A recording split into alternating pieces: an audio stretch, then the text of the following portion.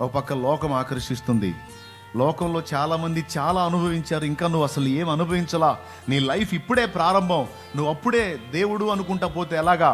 నువ్వు జీవితాన్ని ఆనందించాలి, తినాలి, తాగాలి, సుఖించాలి, సంతోషించాలి. లోకంలో చాలా మంది అనుభవిస్తున్న ఆనందాలని నువ్వు అనుభవించాలి. కోరుకో, ఏది కోరుకుంటావు?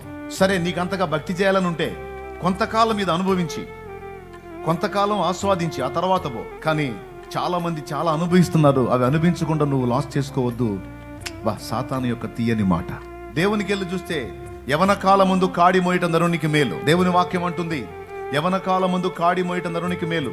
నా కుమారుడా, ఈ చిరు దశలోనే నువ్వు నాకు కనెక్ట్ అయ్యావంటే నిన్ను ఉపయోగించి అనేక మంది జీవితాలను వెలిగించడానికి నేను నిన్ను వాడుకుంటాను. నువ్వు ముఖ్య జీవితం అంతా లోకంలో తగలబెట్టి ఆ శేషాన్ని తీసుకొచ్చేదో నాకు ఇస్తే కొంత వాడుకోగలుగుతాను, కానీ ఆశించినంత పని నీ ద్వారా జరగదు నా కుమారుడా అని నా దేవుడు మాట్లాడాడు.